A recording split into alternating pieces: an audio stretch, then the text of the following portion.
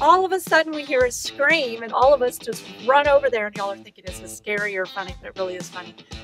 When she opened the door, one of the roommates was in the room and popped up out of the bed, and thank goodness they were dressed. Okay, because I literally just had that moment from, remember that movie, The Santa Claus? Yeah. And Santa falls off because he's running around naked somewhere. No, and I'm like, oh no.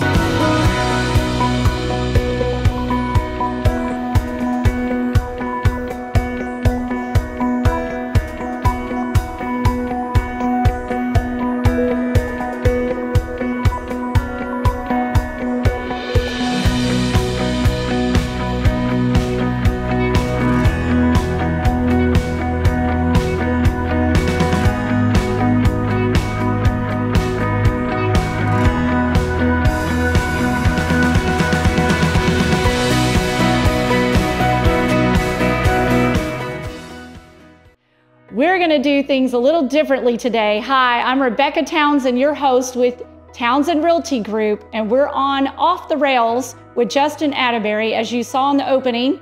I want you to watch this video. This is stories about things that have happened with clients that you're not going to want to miss. And then stay tuned for an upcoming video where we actually have client testimonials sharing straight to you from them. So don't take our word for it. Watch out for that upcoming video. Make sure you like and subscribe and share. All right, welcome back to another episode of Off the Rails. I am your host, Justin Atteberry. Today, I have one of my realtor friends with me, Rebecca Townsend. And as we have discussed previously on the show, what we're gonna do is we're gonna bring real estate agents on. They're gonna tell us their stories, funny stories, crazy stories, insane stories, whatever it is that is gonna make us laugh, make us think, whatever, so that we have an opportunity to use this humor and use these stories to educate you as you head out to buy or even sell your house.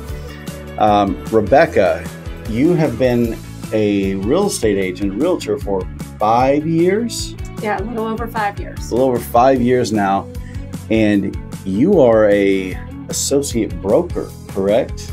Yes, sir, sure am. Associate.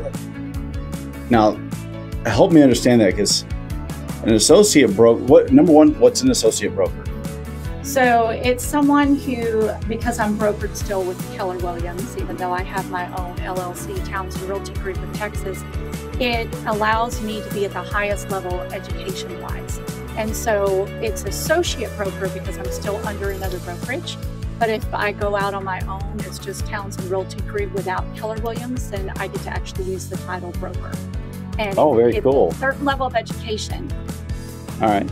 And how long does that normally take?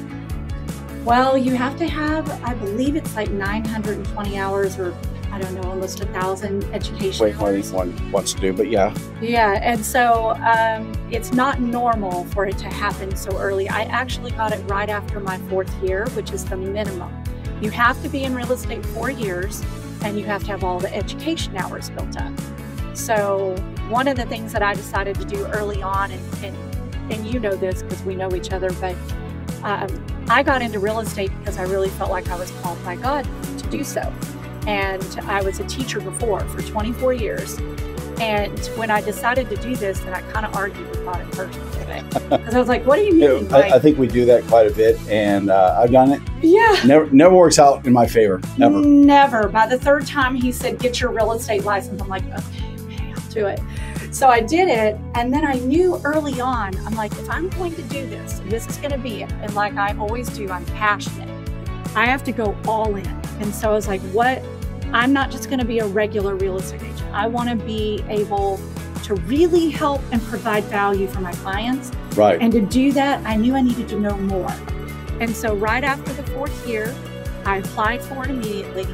And the reason that it was a little bit easier for me, not that I'm discounting it at all, but I already had a master's degree, a Master of Science in Marketing Research. And because of that, they counted education hours along with my real estate hours.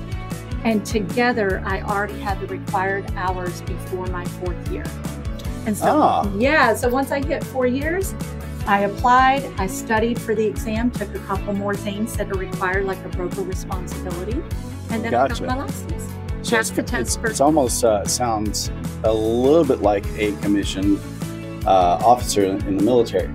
Yes. They go to school first, they get their bachelor's degree, and then they go into service, and they don't have to go in as an E1, they can actually go in as an officer because their college hours are kind of accredited to them. That's pretty cool. It makes a little more sense now, because I was going to ask you, like, how in the world were you able to, work the kind of hours a real estate agent works, serve the people, home buyers, home sellers, renters, people looking for land, all that fun stuff, and take those hours? I was like, that sounds like a beating.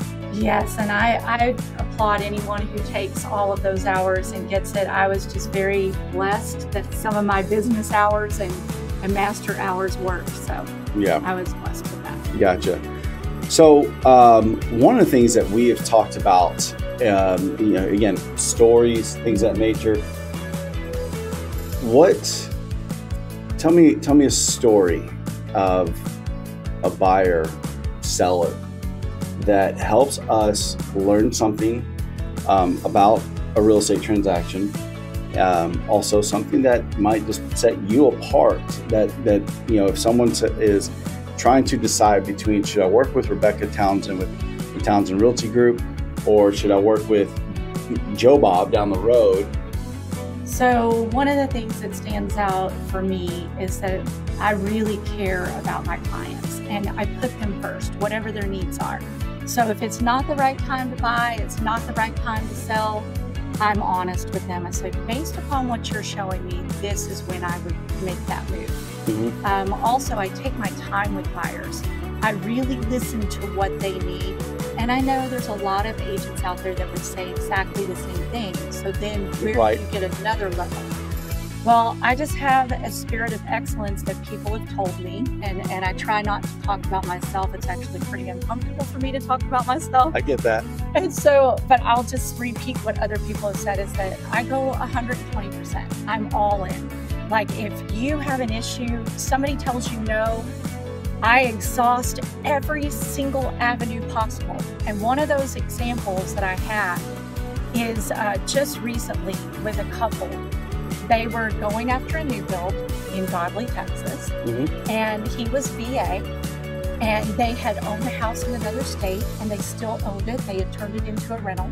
Yeah. And she also had her name on her mom's house because she was helping her, because she is older, and they want to make sure that when or if something happens, that the daughter would be able to get the house. So the daughter in the mom situation, the daughter's on the note to the house, the mortgage, or she was like on, like, say, the deed? She's on the deed, not on the mortgage itself. Okay. And so when we went to this builder, everything was great. They had all these wonderful incentives, like $6,000 toward closing costs, and then they had like a low interest rate offer, 4.5%, even in this market, which is awesome. Right. And it was fixed. And so we were like, oh, this is a no-brainer. We're going with the preferred lender of the builder. Makes sense. And I know Justin doesn't want me to do this, but I'm going to do it anyway, because that's just the way I am. You just have to know. So I had them pre-qualified with Justin already before we went to this builder. And so we go to the builder says, oh yes, well, you have to use our preferred lender. I'm like, oh, okay. Yeah, it's pretty normal. Yeah. I know. Yeah. You know me, I always call them. I get it. It's okay, I get it. So we went with the preferred builder because I always do what's best for my clients, and the 4.5% was something that couldn't be beat. Yep. So they go in and they get all their stuff to the preferred lender, and I get a phone call from the lender saying that they are not qualified and he's not going to give them a pre-approval. And I said, well, what do you mean? I said, they're already pre-approved with another lender. Yeah. And that's when I got on the phone with you, and within 24 hours, we had everything not only switched over, but we were still on the same close date. They still closed on time. And one of the things this couple said to me is they said, Rebecca, I'm so glad that you were involved in this transaction, because we wouldn't have known what to do. We probably would have just walked away and said, hey, oh, we can't get this house. It's just not the right time. Right. And yes, obviously, I remember that transaction quite well, and I remember the builder's representative, sales rep, called me and said, "How are you able to make this work?" Right. And I told her how it works. Builders, their preferred lenders, not always the case. Not always. But sometimes they have what's called an overlay, which is just a rule on top of another rule. So you have your baseline rule from Fannie Mae, Freddie Mac, whomever, and then a lender might place a rule on top of that. Right. Okay, that's called an overlay. And so it seemed like there was an overlay there that, in my opinion, should have never been there. It's kind of a stupid overlay. Just a little explanation stuff to get that taken care of. But yeah, so I think the most important thing to remember here is that in this case, you, Rebecca Townsend, had the right connections to keep those clients calm. There are moments that just get scared. Like when you go out, you apply with a lender, you said, hey, you get approved, right? You have pre-approval. Everyone's excited. Yay, we're pre-approved. And then all of a sudden, you find out a week later, 2 weeks later by someone else that they're not approved. And then it makes you question that original lender. Was I actually approved to begin with? Or, so having you there, tell us what was going on. Like, how are you able to keep them calm? And I know they told you that they were grateful you were there. But how are you able to keep them calm? Because you got two different answers coming at you. So for one, I knew what an overlay was because you had educated me well. So I went back and explained to them what an overlay is and that the lender has certain overlays. They have to follow those particular rules, so to speak. And that different lenders have different overlays or they don't have that overlay, right? And so with that, I did explain that. I also helped them write the letters that they needed. And I know I'm not a lender, so I always tell people I'm not a lender, I'm not a title company, I'm not a lawyer. But I do know what the lenders need. And so I was able to very quickly help them put together the letter from the mom, the letter from them, everything, all the documentation. So when the conditions came out, even with you, I was able to go really quickly and say, this is no big deal. These are just conditions, explain to them what a condition was. And then I went through and helped them. Okay, all you need to do is take something very simple, very short. Don't go into detail, only answer the question that they tell you, things like that. Yeah. And when you're experienced and you know that, I think that's invaluable. When a lender, you've got a good lender partner, they know you, you know them, you work well together, but you also teach each other. You educate each other in the process so that you can better educate your clients. And I think the same thing works for you. When you see a deal, and that actually happened on one of the deals that you were working on, that you knew that they weren't being represented well, you had to say something and you told the buyer because of it was being such a bad situation. And it wasn't somebody that you worked with, it was the seller's agent. Yeah. And so it wasn't one of your agents, you would never do that, just to be clear.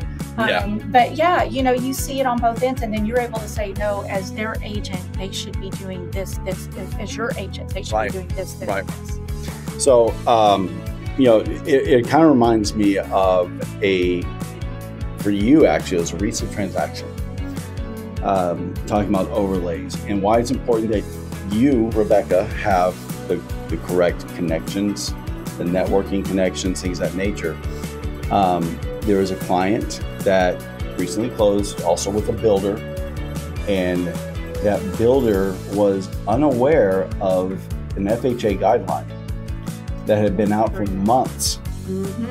And again, this is not to put down builders at all. Oh, I work with lots of builders. Yes, and there's some fantastic ones out there. The unfortunate side is that there are some that are not so great, or their loan officers were, as I jokingly say, they were flipping burgers 6 months ago, and they just haven't learned yet. Yeah. They're just not experienced, or even their company that they're working for, like different companies are bigger than others. Their company didn't train them on everything. Correct. So in that situation, your experience, your connections saved that deal. Yes, sir. Because I was that was falling apart, was it not? Yeah, it was about to fall apart and go completely the other way. Another really cute first-time home buyer coming out of California. I love this couple. I've been working with them. I know their mom, and so I was just like, oh, this can't happen. So I again called a partner, found out that the FHA, what is it called again? FHA. What was a directive? Directive, that's what it was. And I even looked it up and I did my own research on it. Yeah. And then I asked, and so told that lender about it, and they did their own research and they were able to still get the house because of that directive. Right. And again, so like I said, it's not to pick on builders or their preferred lenders. Sometimes we just have to learn it, and sometimes we learn through failure at times. You know, that definitely happens a lot, you know, as far as our growth and things of that nature.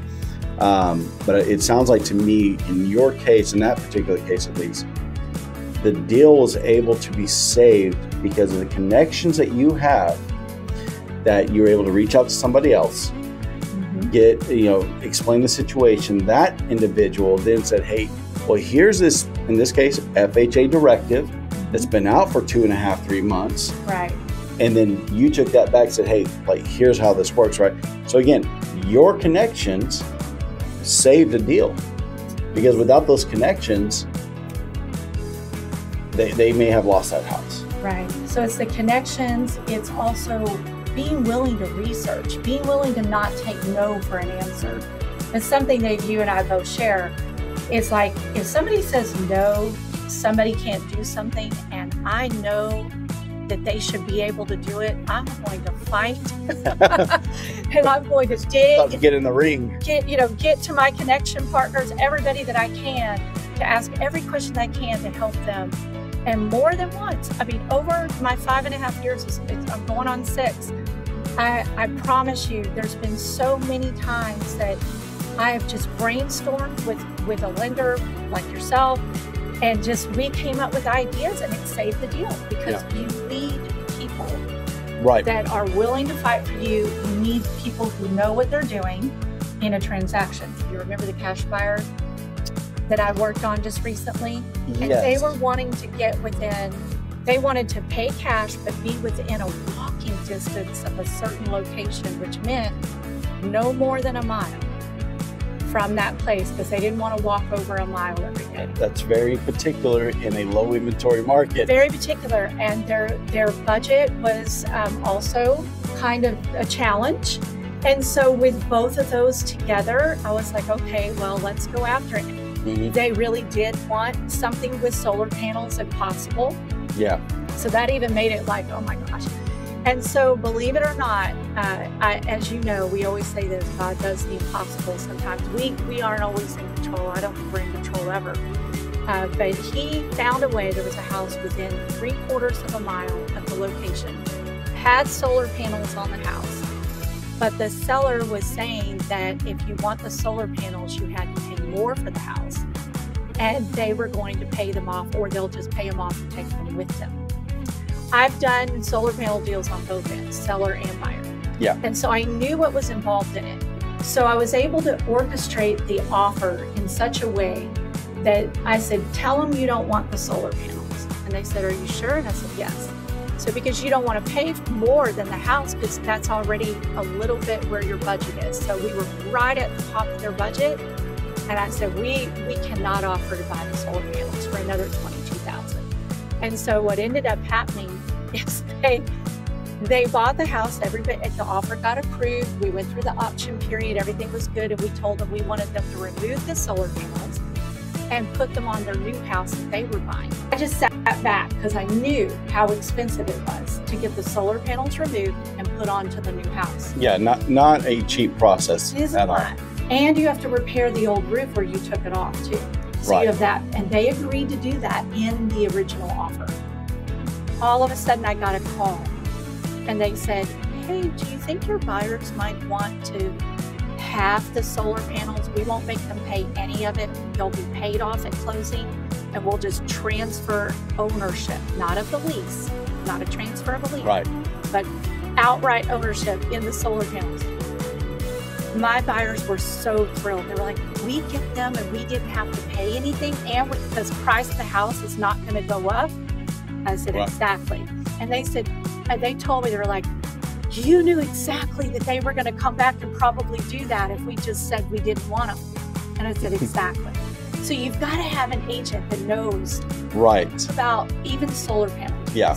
Because there's calculated risk in there. Yeah. Right. Because I mean, obviously the flip side is that the sellers could have just stuck to their guns and say, yeah, we're going to take them with us, this and that, but again, calculated risk based on experience, knowing how maybe the market's working, things of that nature.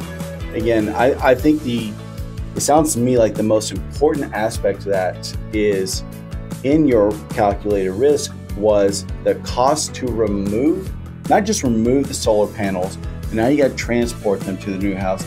You've got to repair the roof. That's right. of where the solar panels were at. Like that, again, calculated risk, very smart decision that most agents probably wouldn't even think to maneuver that direction. Right. And I'd had a good conversation with the buyers. They had a resource to buy solar panels from, not lease them. So they were willing to take that risk because if they just ended up with a house, they had a plan to buy solar panels. So now I'm just curious at this point. So they found a house that was 3/4 of a mile from their work. Is that yes, correct? Okay. and within their budget. Just curious. It's August. Are they walking to work right now, or are they driving, or are they on like a little moped? I'm not sure, but that's a good question. But I think they're walking. They Nope, really I'm out. love to walk. It's way too hot for that. No. Yeah, if people out there that aren't in Texas, August is a no-walk zone. Yeah. So is a little bit into September. Yeah, it's September.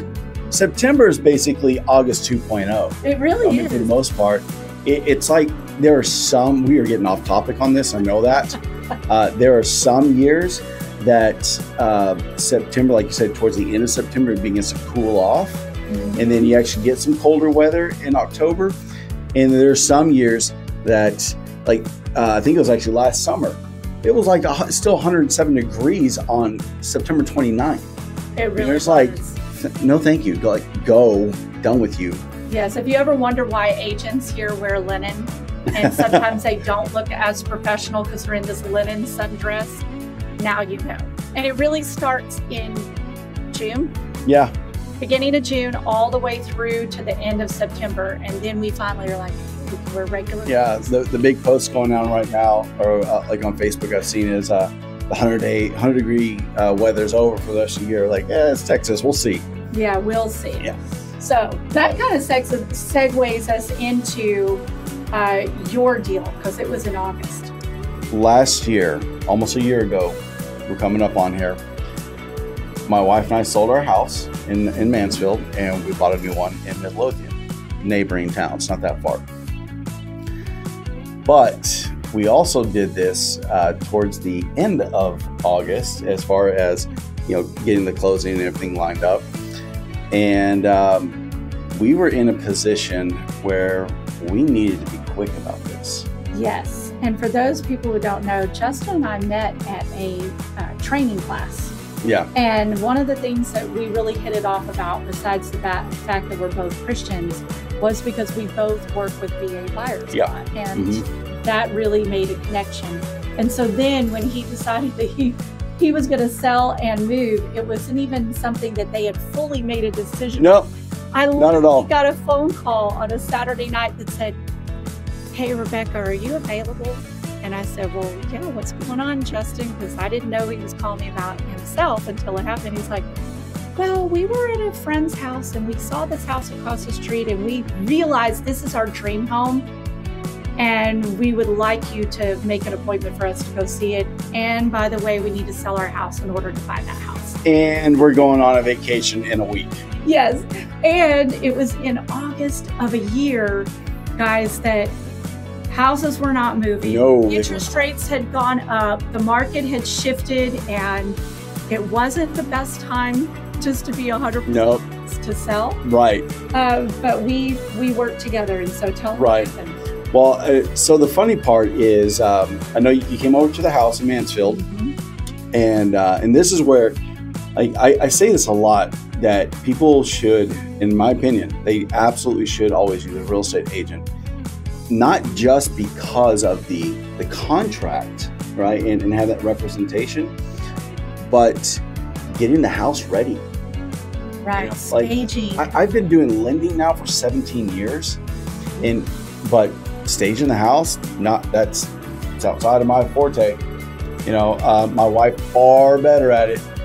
But again, having the right kind of realtor who can say, hey, here's what you need to do. And so you coming over to the house saying, all right, get this out here, get this out of here, get this out of here, take down all the family photos, you know, things like that really helps, like repaint this and that, right? So getting that, but the biggest thing was that, you know, we've got little kids.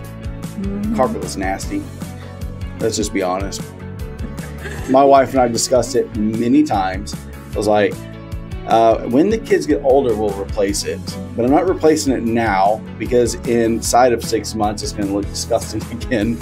But selling the house, we put laminated hardwood flooring in. We had to get the carpet out. We were on vacation, and my buddy and father-in-law came over every day that we were on vacation after work. Yes. And they were ripping the carpet up. They were doing all sorts of stuff. Yeah.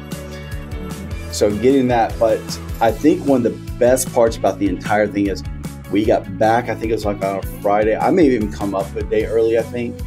I think it was like a Friday. And no, it was a Thursday because we were listing it on a Friday. We were planning to go live early Friday morning. Yeah. So I came up on, it was like a Thursday morning or Thursday night or whatever it was to finish getting things going. And that house went under contract, full list price in 72 hours.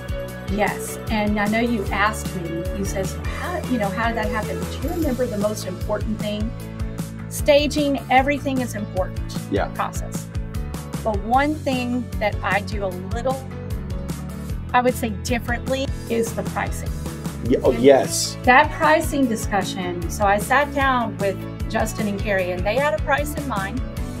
And I brought in and I showed them the research, and I said, if you need to sell this house so that you can buy the other house, this is what we need to price it at. Yeah. And it will move. And y'all were like, okay, we're going to have faith. We're going to do it. We're going to try it. Yep. And like you said, in 72 hours, it was off. And what happened to a house that was very similar to yours and had a pool down the street? Right. It was, just down the street. Same floor plan, everything. Same everything. I think square footage, the whole 9 yards. Only they had a pool. This neighbor, they had been listed on the market for was like a month or something like that. They've been on the market for 30 days. Yeah. No bites, no activity. I think, was that a FSBO, for sale by owner? Is that right? I'm not sure if it was a FSBO, but I know that they were priced out of the market. Yes. And that was obviously the biggest thing, right? Yes. Is a house that had a pool. My Mansfield house did not have a pool. Right? That's right. So being able to get that house under contract in 72 hours at full list price is because we listened to you. And we were thinking a larger number. Okay. Even though I've been in this industry for 17 years, I would think I would know. But yeah, so listening to you helped get that house sold so quickly. The pricing, I just have to say this, the pricing is like the most important thing, even in today's market. Yeah. If you are not priced right, your house is going to sit. If you don't have showings within 7 days, you're overpriced. If you don't have an offer within 20 days, 3 weeks, something around there, you're overpriced. Yep. And I know people are thinking, oh, well, things are moving slower. The data is not showing that, Justin. Oh, I know. It's not showing that. There's just as actually closings are up and under contracts are up. Yep. And so I have to tell people, but the reason that I price differently and I really show people more data than a lot of agents do, that's my master's degree. It's in marketing research. And so that data analysis is what I was trained to do. Right. So that is a part that is so critical.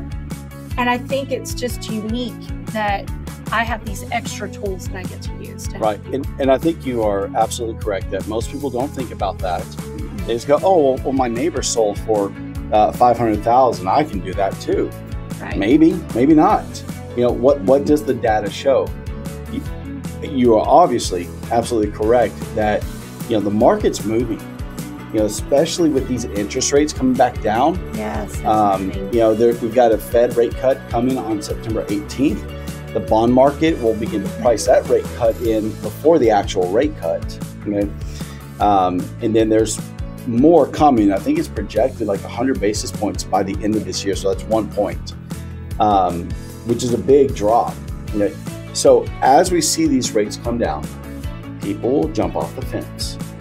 Yeah, and what's going to happen to home prices once all the buyers come back? They go up.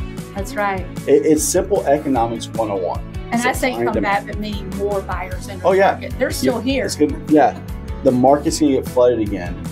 That's right.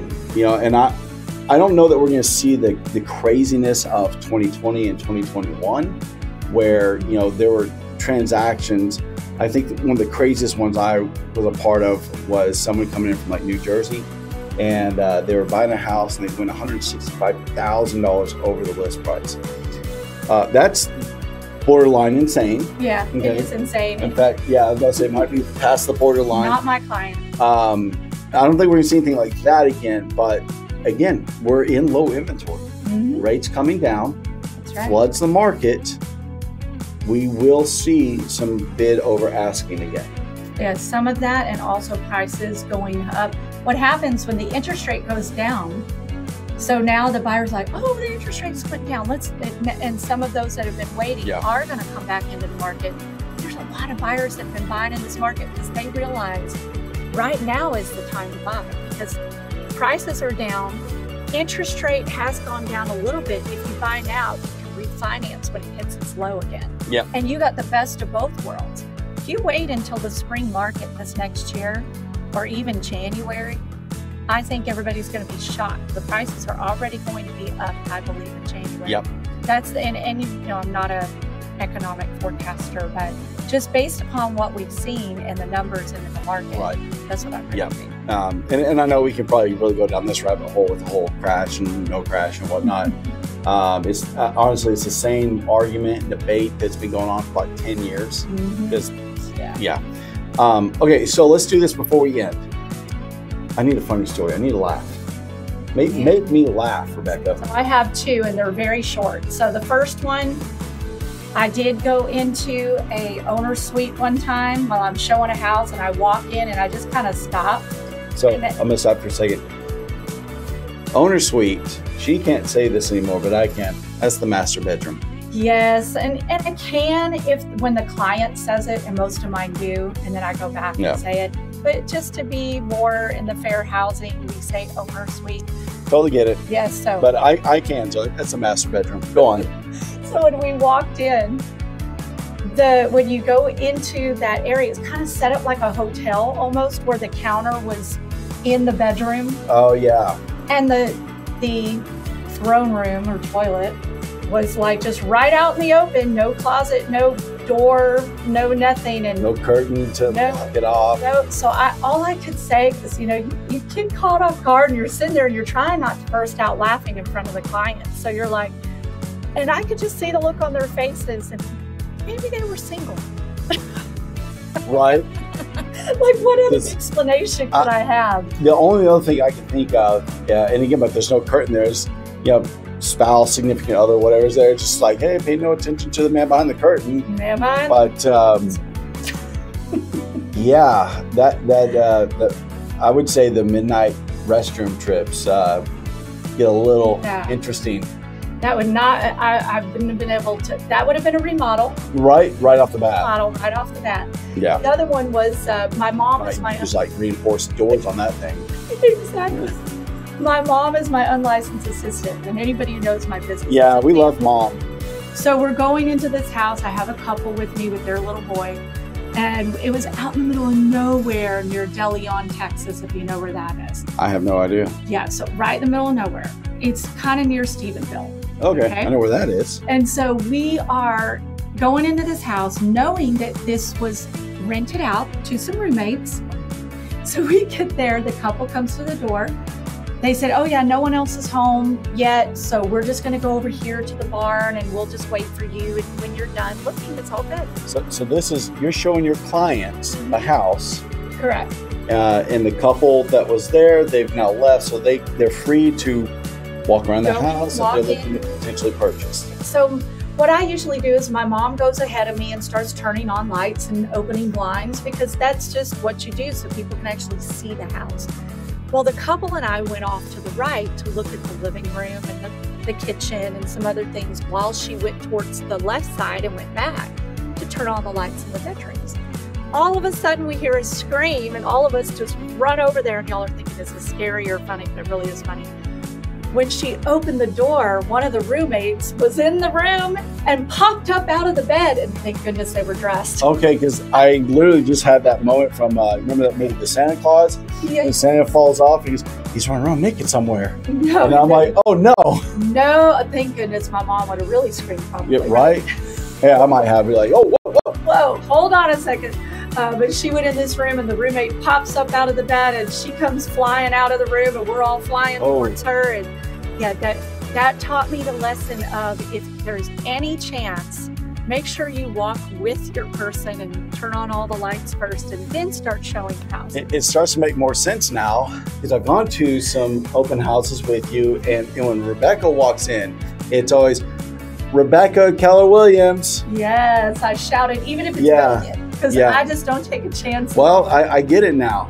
So, well, very cool. That's funny. I like that.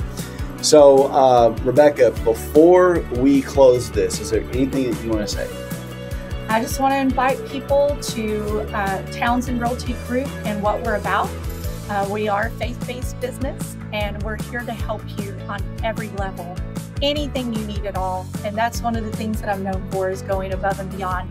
I hope you'll reach out, and even if you just have questions and you're not ready to buy or sell, I'm ready to help you through the process. Absolutely. Thank you so much for joining us this week. Again, I'm Justin Atteberry with Off the Rails. We'll see you next week. Take care. Thank you, everybody.